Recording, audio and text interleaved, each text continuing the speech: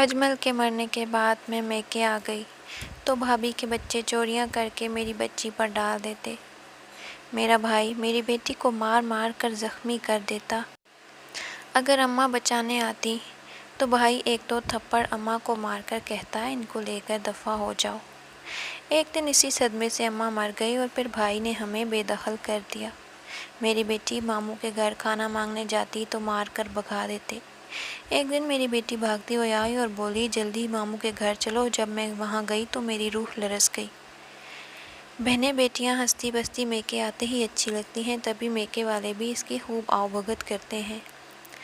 جانتے ہیں کہ بہن مہمان بن کر آئی ہے، چند گھنٹوں بعد اپنے گھر واپس چلی جائے گی، مگر خدا نخواستہ اگر کوئی بہن بیٹی اجڑ کر میکے کی دہلیز پر پہنچے اور اس کے ماں باپ بھی زندہ نہ ہوں، بھائی اور بھابھی کے رحم و کرم پر رہ جائے تو اس کی زندگی مزید تکلیفوں اور ذہنی اذیتوں سے بھر جاتی ہے۔ کچھ ایسا ہی میرے ساتھ بھی ہوا، یا شاید ہر عورت کے ساتھ جو 2-3 بچوں کی ماں بننے کے بعد یا تو شوہر سے طلاق لے کر میکے آ گئی یا پھر مقدر کا لکھا سمجھ کر بیوگی کا تاج سجائے میکے چلے آئی۔ میری شادی میرے ماں باپ کی مرضی سے ہوئی تھی۔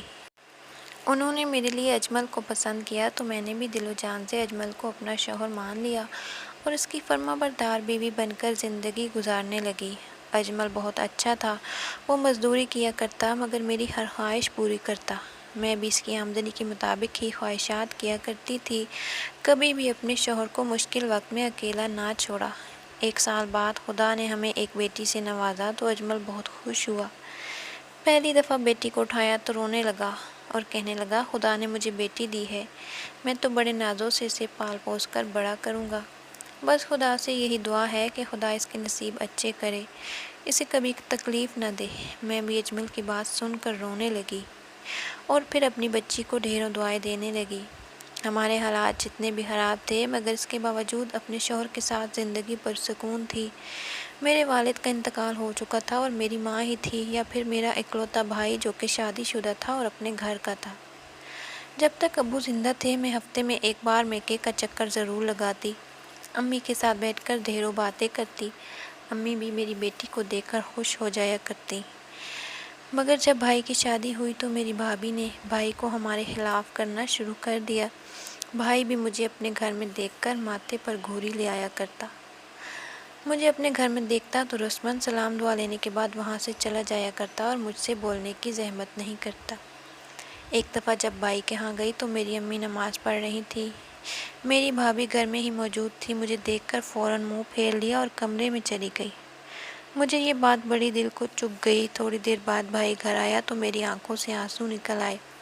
آخر کو میں بھائی کی لاڈلی بہن تھی اور اکلوتی تھی۔ بھائی نے مجھے روتے دیکھا تو کہنے لگا کیا بات ہے، کیوں رو رہی ہو؟ کیا اجمل نے تمہیں کچھ کہا یا کچھ پریشانی ہے؟ میں نے فوراً اپنے آنسو صاف کیے اور بولی کچھ نہیں بھائی، میں آج تمہارے گھر آئی اور تمہاری بیوی نے مجھے دیکھ کر منہ پھیر لیا، مجھ سے بولنے کی بھی زحمت نہ کی۔ میں تو یوں ہی وقت گزارنے کے لیے تمہارے ہاں چلی آئی تھی اور اگر تمہاری بیوی کو نہیں پسند تو میں یہاں نہیں آتی۔ بھائی نے جب یہ سنا تو خاموشی سے کمرے میں جا کر جب بیوی سے یہ بات کہی تو بھابھی نے واویلا مچا دیا۔ وہ تو جھگڑنے لگی اور بات یہاں تک پہنچا دی اس گھر میں یا تو تمہاری بہن رہے گی یا پھر میں۔ جب بھی آتی ہے عجیب ہی فساد پھیلا کر جاتی ہے۔ جب شادی شدہ ہے تو اپنے گھر کیوں نہیں رہتی؟ ہر روز اپنی بیٹی کو لے کر یہاں چلی آتی ہے مفت کی روٹیاں توڑنے۔ بھابھی کی بات سنی تو میرا وجود پتھر کا ہو گیا۔ میری ماں بھابھی کو ڈانٹنے لگی اور یوں بھائی بھابھی اور ماں تینوں آپس میں لڑنے لگے۔ میرا دم گھٹنے لگا۔ میں ان سب کا قصوروار خود کو سمجھنے لگی کہ میں یہاں آئی اور میری وجہ سے لڑائی برپا ہو گئی۔ میں نے ہاتھ جوڑ کر سب کو چپ کروایا اور کہا کوئی بات نہیں، میں معذرت خواہ ہوں، آپ لوگ آپس میں جھگڑا بند کریں، آج کے بعد میں بلا ضرورت اس گھر میں قدم نہیں رکھوں گی۔ امی نے میری بات سنی تو رونے لگی، کہنے لگی تمہارے ابو کا گھر ہے، تم ضرور آیا کرو، بیٹیوں کا تو مان ہی مائکا ہوتا ہے۔ مگر میں کچھ نہ بولی اور اپنی بچی کو لیے واپس گھر آ گئی۔ اس کے بعد میں دوبارہ کبھی بھائی کے ہاں نہ گئی، ہاں البتہ ماں مجھ سے ملنے ضرور آ جایا کرتی۔ میں نے گھر آ کر اجمل کو سب بتایا تو اجمل مجھے سمجھانے لگا کہ تمہارا بھائی اب شادی شدہ ہے، اس کی اپنی زندگی ہے، آج کے بعد تم وہاں نہیں جاؤ گی، بلکہ تم نے اگر اماں سے ملنا ہے تو میں خود جا کر تمہاری ماں کو یہاں لے آیا کروں گا۔ میں بھی خاموش ہو گئی، البتہ اندر ہی اندر یہ بات چبھ رہی تھی کہ شادی کے بعد میرا بھائی بدل چکا ہے۔ خیر وقت کے ساتھ ساتھ یہ بات بھی سینے میں کسی کیل کی طرف پیوست ہو کر رہ گئی کہ میں اپنی زندگی میں اپنی بچی کے ساتھ آگے بڑھنے لگی۔ میری بچی گلناز اس وقت 5 سال کی تھی جب خدا نے مجھے دوسری بیٹی سے نوازا۔ میں انہی میں مگن ہو گئی۔ بڑی بیٹی جب 10 سال کی ہوئی تو ایک روز اجمل کا فون آیا۔ میں نے فون کان سے لگایا تو غیر شناسا آواز گونجنے لگی۔ کہنے لگے اجمل صاحب کا ایکسیڈنٹ ہو گیا ہے، آپ جلد فلاں ہسپتال میں پہنچ جائیں۔ میں نے یہ سنا تو پیروں کے نیچے سے زمین نکل گئی۔ میں نے دونوں بچیوں کو ساتھ لیا اور رکشہ میں بیٹھ کر اسپتال جانے لگی۔ دراصل اجمل پہلے مزدوری کیا کرتا تھا اور ابھی کچھ عرصہ پہلے ہی حکومت سے قرضہ لے کر اس نے ایک رکشہ لیا تھا۔ آمدنی بھی بڑھ چکی تھی، مگر اس کا ایکسیڈنٹ سن کر میرا تو دل ہول گیا۔ اجمل کا ایکسیڈنٹ اس برے طریقے سے ہوا تھا، اس کی پسلیاں ٹوٹ چکی تھیں۔ میں جب ہسپتال پہنچی تو اکھڑ کر سانس لے رہا تھا۔ جب بھی سانس لیتا تو منہ سے خون فوارے کی مانند گر رہا تھا۔ میں نے یہ منظر دیکھا تو چیخ کر رونے لگی۔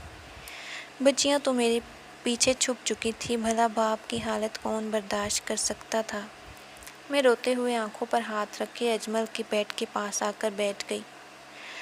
کیا حشر ہو چکا تھا میرے اجمل کا، ڈاکٹروں نے صاف جواب دے دیا کہ اس کو بچانا مشکل ہے۔ اجمل میری جانب دیکھتا ہوا دھیرے دھیرے سانس لیتا کہنے لگا، حنا میں جانتا ہوں کہ میں کچھ لمحوں بعد اس دنیا میں نہیں رہوں گا، بس اتنا کہوں گا کہ ہمت مت ہارنا اور میری بچیوں کا دھیان رکھنا، اور ہو سکے تو مجھے معاف کر دینا۔ میں تجھے اس دنیا میں اکیلا چھوڑ کر نہیں جانا چاہتا تھا، مگر وہ فقط اتنا ہی بول سکا اور اجمل اور اس کی زبان ساتھ چھوڑ چکی تھی۔ میں نے سر اٹھا کر جب اجمل کو دیکھا تو وہ بالکل ساکت تھا، اس کی روح پرواز کر چکی تھی۔ میں نہیں جانتی اس کے بعد کیا ہوا۔ میری بچیاں کتنی بلند آواز میں چیخ کر روئی، باپ کے وجود کو ہلانے لگی، مگر میں ہوش و حواس کھو بیٹھی اور فرش پر گر گئی۔ جب ہوش آیا تو ہسپتال میں موجود تھی۔ میرا شوہر ایک ایمبولینس میں ڈال دیا گیا، جبکہ میری بچیاں کبھی میری جانب دوڑ کر آتی تو کبھی ایمبولینس کی جانب اپنے باپ کا وجود دیکھتی۔ میرا شوہر مر چکا تھا اور اس وقت اسپتال میں کوئی عزیز موجود نہ تھا، صرف ڈاکٹر اور نرسز تھی جو مجھے حوصلہ دے رہی تھی۔ میں نے بڑی مشکل سے خود کو سنبھالا اور بچیوں سمیت شوہر کی لاش لیے گھر پہنچی۔ گھر پہنچی تو اہل محلہ کو خبر ہو چکی تھی۔ یقیناً اس گھر میں موت واقع ہو گئی ہے، مگر ہمت نہ ہو رہی تھی کہ کال کر کے ماں کو بتاؤں، بھائی کو بتاؤں کہ آج اجمل فوت ہو گئے ہیں، میرا شوہر مر چکا ہے، اور میری معصوم بچیاں باپ کی میت کے پاس بیٹھی دھاڑے مار مار کر رو رہی تھی۔ ابو کو اٹھنے کا کہہ رہی تھی، مگر وہ کیا جانے کہ ابو تو اب ہمیشہ ہمیشہ کے لیے جا چکے تھے۔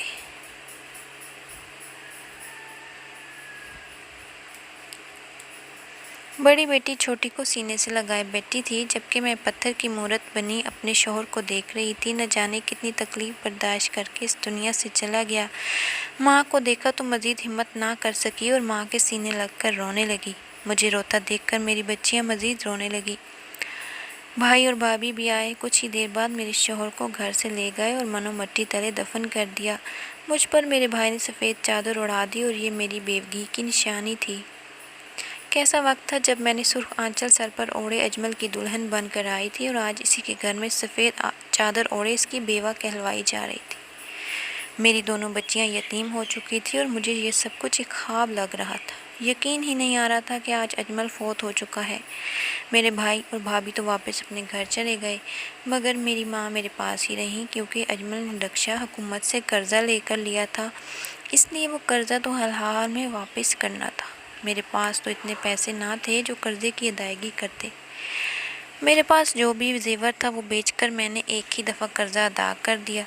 جس گھر میں ہم کرائے رہتے تھے وہ کرائے کا تھا۔ جب میری عدت ختم ہوئی تو ایک روز مالک مکان ہمارے گھر آیا۔ اجمل کی تعزیت کرنے کے بعد کہنے لگا، دیکھو بہن، جانتا ہوں تم لوگوں کا مشکل وقت آ چکا ہے، مگر 5 ماہ ہو چکے ہیں تم لوگوں نے کرایہ ادا نہیں کیا۔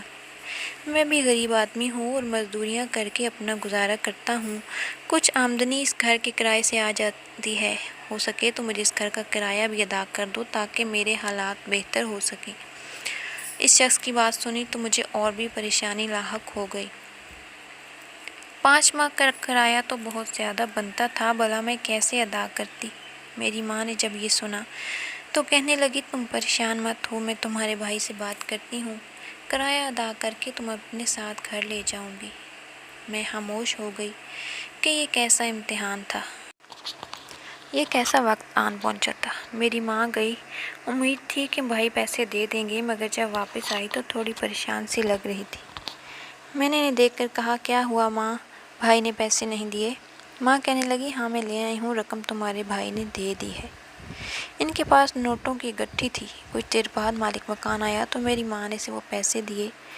جب وہ پلٹی تو میرا دھیان بساختہ ان کے کانوں میں موجود بالیوں پر گیا۔ ان کے کانوں میں بالیاں موجود نہ تھیں، یہ بالیاں ان کی خاندانی بالیاں تھیں جو کہ میری دادی نے دی تھی۔ میں نے امی سے ان بالیوں کے بارے میں پوچھا تو وہ نظریں چرا گئیں، جس کا صاف مطلب تھا انہوں نے وہ بالیاں بیچ کر کرایہ ادا کیا۔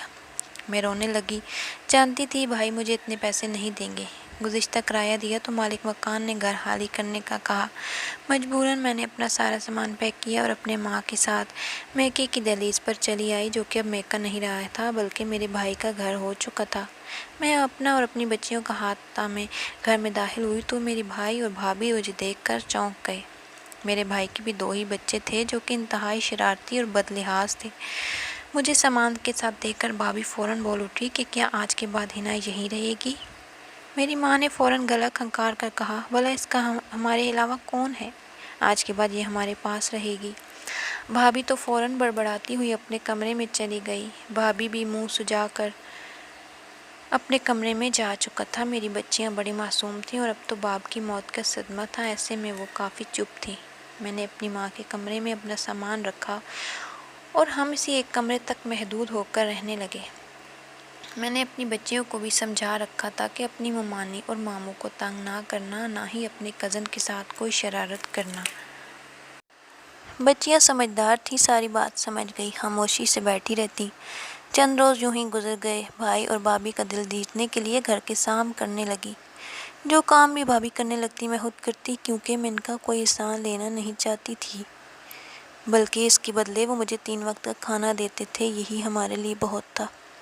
ایک روز میں بھابھی کے کمرے کی صفائی کر کے نکلی تو کچھ دیر بعد بھابھی نے شور مچا دیا، کہنے لگی ڈریسنگ ٹیبل پر میری سونے کی انگوٹھی پڑی تھی، وہ کدھر ہے؟ میں نے جب یہ سنا تو چہرہ سرخ ہو گیا۔ میں کہنے لگی بھابھی میں نے تو آپ کی کوئی انگوٹھی وہاں پڑی نہیں دیکھی۔ بھابھی ہونہار نظروں سے کہنے لگی میں نے خود واش روم جانے سے پہلے اتار کر رکھی تھی، کہیں تم نے چوری تو نہیں کر لی؟ بھابھی کی بات سنی تو میرا وجود کانپ گیا۔ میں نے کانوں کو ہاتھ لگایا اور بولی میں بھلا ایسا کیوں کروں گی؟ آپ کی چیز ہے، میں نے چوری کر کے کیا کرنی ہے؟ مگر تبھی بھابھی کا بڑا بیٹا باہر نکلا اور انتہائی بدتمیزی سے کہنے لگا میں نے اپنی آنکھوں سے دیکھا تھا گلناز آپ کے کمرے سے کوئی چیز اٹھا کر چھپاتے ہوئے جا رہی تھی۔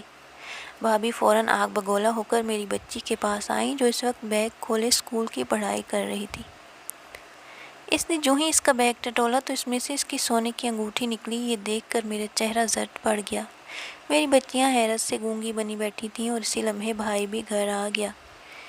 میری بھابھی انگوٹھی دکھا دکھا کر بھائی کو کہنے لگی دیکھ لو سرفراز، تمہاری بہن اور بھانجیوں کے کام۔ میری بچی سہم کر روتے ہوئے کہنے لگی میں نے کوئی چوری نہیں کی اور نہ ہی مجھے پتا ہے کہ انگوٹھی یہاں کیسے آئی۔ کچھ دیر پہلے یاسر میرے پاس آیا اور اس نے میرے بیگ کتاب لینے کے لیے بہانے ٹٹولا تھا اور ہو نہ ہو اسی نے میرے بیگ میں یہ رکھی۔ یاسر یہ سن کر بوکھلا گیا۔ میں تو حیران ہو رہی تھی کہ اتنا چھوٹا سا بچہ اتنی بڑی سازش کیسے کر سکتا ہے۔ میں اپنی بچیوں کی عادت سے واقف تھی، وہ کبھی بھی ایسی حرکت نہیں کر سکتی تھی۔ اس وقت مجبوری تھی، کچھ بھی نہ بولی، جبکہ میری ماں میری بچی کو کمرے میں لے گئی اور پوچھنے لگی اس نے چوری کی ہے؟ تو فوراً کہنے لگی میں بھلا چوری کر کے کیا کروں گی؟ میں نے کچھ بھی نہیں کیا۔ مجھے اپنی بچی کی بات پر بھروسہ تھا، مگر میں بات درگزر کر گئی اور اپنے بچوں کو فقط اپنے کمرے تک محدود کر دیا۔ وہ کمرے سے باہر بھی نہ نکلا کرتی۔ چند روز گزرے تو میری بھابھی نے شور مچا دیا، کہنے لگی میری سونے کا ہار نہیں مل رہا جو میں نے فنکشن پر پہننے کے لیے نکال کر رکھا تھا، جیولری باکس اب خالی پڑا ہے۔ یہ سنا تو میرے ہوش اڑ گئے۔ میں نے پہلے ہی کہہ دیا اس میں میری بچی کا کوئی قصور نہیں ہو سکتا، بھابھی نے کہیں اٹھا کر رکھ دیا ہوگا۔ مگر ایک بار پھر وہ میرے کمرے میں آ کر میرے کمرے کی تلاشی لینے لگی۔ آج یاسر ایک بار پھر بولا، میں نے گلناز کو آپ کے کمرے کے باہر دیکھا تھا، آج تو اسکول میں بھی اتنی چیزیں خرید کر کھا رہی تھی، جبکہ گھر سے تو اسے صرف 10 روپے ہی ملا کرتے ہیں۔ میری بچی فوراً بات پلٹ گئی اور بولی، میں تو وہی پیسے لے کر جاتی ہوں جو ماموں مجھے روزانہ کے دیتے ہیں، بلکہ یاسر کی جیب میں آج میں نے ہزار روپے کے نوٹ دیکھے تھے جو وہ اپنے دوستوں کے ساتھ بیٹھ کر انہیں دکھا رہا تھا۔ اور پھر یہ لوگ ایک دکان سے سگریٹ لے کر پی رہے تھے اور انہوں نے بہت ساری چیزیں خریدیں جو بڑے لوگ پیتے ہیں۔ یہ بات سنی تو میرے پیروں کے نیچے سے زمین نکل گئی۔ میری بھابھی ہڑبڑا کر اپنے بچے کو دیکھنے لگی جو معصوم شکل بنائے کھڑا تھا۔ میرا بھائی غصے سے آگے بڑھا اور میری بچی کو مارنے لگا، کہنے لگا، تیری ہمت کیسے ہوئی؟ چٹاک بھر کی لڑکی ہے، میرے بچے پر الزام لگاتی ہے۔ تیرے آتے ہی اس گھر میں نحوست پھیل چکی ہے، اپنے باپ کے ساتھ مر کیوں نہ گئی تو؟ بھائی کی باتیں سنی تو میرا وجود لرز گیا اور میں بھائی کو روکنے لگی۔ تبھی اماں آگے بڑھی اور بھائی کو بچی سے دور کرنے لگی اور بولی، کیوں مار رہے ہو بچی کو جب یہ کہہ رہی ہے اس نے ایسا کچھ نہیں کیا؟ تم اپنی اولاد پر دھیان دو، ہر وقت گھر سے باہر آوارہ گردی کرتے ہیں۔ بھائی نے یہ سنا تو غصے سے ماں کو بھی تھپڑ مار گیا اور بولا، آپ بھی اپنی بیٹی کو دیکھ کر اس کی سائیڈ لینے لگی ہیں؟ کون ماں اپنے پوتے پوتیوں پر نواسیوں کو ترجیح دیتی ہے؟ یہ تو شکل سے ہی چورنیاں لگتی ہیں، باپ بھی چوریاں ڈکیتیاں کر کے ہی ان کو پالتا رہا ہوگا، تب تو اب یہ ہمارے یہاں آ کر میری بیوی کے زیور کو چرا کر بیچ رہی ہیں۔ میری ماں بیٹے سے تھپڑ کھا کر جیسے پتھر کی مورت بن گئی۔ مرحوم شوہر کے بارے میں مزید برداشت نہ کر سکتی، چلا اٹھی، بھائی کے پاس گئی اور اسے باتیں سنانے لگی کہ تمہاری ہمت کیسے ہوئی میرے شوہر کے بارے میں ایسا کہنے کی؟ وہ تو مر چکا، اب تم اسے بخش دو۔ شرم نہیں آتی تمہیں؟ بچوں کی لڑائی میں ماں کو تھپڑ مار دیا۔ جب مجھے اپنے بچے کی تربیت پر یقین ہے تو تمہیں بھی اپنے بچے پر نظر رکھنی چاہیے۔ جب ماں کہہ رہی ہے تو تمہیں اس کی چھان بین کرنی چاہیے۔ تب بھابھی فوراً بولی اور میرے منہ پر تھپڑ مار کر کہنے لگی، ہمارے ٹکڑوں پر پڑتے ہو اور ہمیں ہی باتیں سناتی ہو، دفع ہو جاؤ ہمارے گھر سے۔ میں بھی غصہ ہو گئی اور بولی، نہیں رہتی آپ کے گھر، مہربانی آپ کی جو اتنا احسان کر دیا مجھ پر۔ بھائی کہنے لگا، ماں کو بھی ساتھ ہی لے کر دفع ہونا، مزید بوجھ نہیں اٹھا سکتا۔ خبردار جو سب نے دوبارہ یہاں قدم رکھا۔ وہ چلا گیا، اب میں کیا کرتی؟ مزید برداشت کرنا میرے بس سے باہر ہو چکا تھا۔ میں نے مجبوراً اپنا سامان پیک کیا۔ جب ماں کو ہلایا تو بستر پر بیٹھی تھی، فوراً پیچھے کو گر گئی۔ میں بوکھلا کر ماں کو ہلانے لگی، اٹھانے لگی، مگر وہ تو بالکل ٹھنڈی ہو چکی تھی۔ میں نے ڈاکٹر کے پاس لے آئی، بھائی بھی ساتھ ہی تھا، مگر میری امی ہارٹ اٹیک سے مر چکی تھی۔ بھابھی کہنے لگی، تمہاری وجہ سے یہ سب ہوا ہے۔ مجبوراً 3 روز تک چونکہ خاندان والوں نے آنا تھا، اس لیے میں بھائی کے ہاں ہی رہی۔ جیسے مہمان آنا بند ہوئے اور ماں کا سوہم گزرا تو بھائی نے مجھے گھر سے نکال دیا۔ اسی محلے میں ایک پرانا کھنڈر نما گھر موجود تھا اور اس کا کوئی والی وارث نہ تھا۔ میں اپنے بچوں کو لیے سامان اٹھائے اس گھر میں رہنے لگی، جبکہ اس کا مالک آیا پھر دیکھی جائے گی۔ وہ گھر کسی بھوت بنگلے سے کم نہ تھا۔ میں ڈرتے ہوئے وہاں رہنے لگی اور سسکنے لگی۔ کھانے پینے کی کوئی چیز موجود نہ تھی۔ بچی کہنے لگی، ماموں کے ہاں جا کر کچھ مانگ کر لاتی ہوں، شاید ان کا دل نرم پڑ جائے اور وہ ہمیں کھانے کو دے دیں۔ میں نے اپنی بچی کو بھیج دیا اور کہنے لگی، اللہ کرے بھائی اس کی بھوک دیکھ کر کچھ کھانے کو دے دے۔ میں ابھی یہی سوچ رہی تھی کہ میری بیٹی بھاگتی ہوئی واپس آئی، وہ ہاں پر ہی تھی۔ کہنے لگی، امی ماموں کے ہاں جلدی چلو۔ میں نے اس سے پوچھا تو کہنے لگی، بس جلدی چلو، ماموں تمہیں بلا رہے ہیں۔ میرا تو کلیجہ منہ کو آ گیا۔ میں بھاگی بھائی کے گھر پہنچی۔ جو منظر دیکھا تو دیکھ کر لرز گئی۔ بھائی میرے قدموں میں گر گیا اور مجھ سے معافی مانگنے لگا، کہنے لگا، مجھے معاف کر دو، میری وجہ سے سب کچھ ہوا۔ میں تمہاری بات پر یقین کرتا تو آج یہ سب نہ ہوتا۔ در حقیقت اسے تمام راز پتہ چل گئے تھے، زیور کا گم ہونا اور پھر الزام لگانا، سب کچھ بھابھی اور اس کے بیٹے نے مل کر کیا۔ در حقیقت میرے بھائی کا بڑا بیٹا یاسر نشئی بن چکا تھا۔ چھوٹی عمر میں غلط سنگت کی وجہ سے وہ سگریٹ اور نشہ کرنے لگا تھا۔ اس نے ہی بہانے سے اپنی ماں کا زیور بیچا، جبکہ بھابھی سب جانتے ہوئے خاموش تھی۔ آج کسی طرح بھائی نے اس کی باتیں سن لی۔ اس نے اپنی بیوی اور بچے کو بہت مارا۔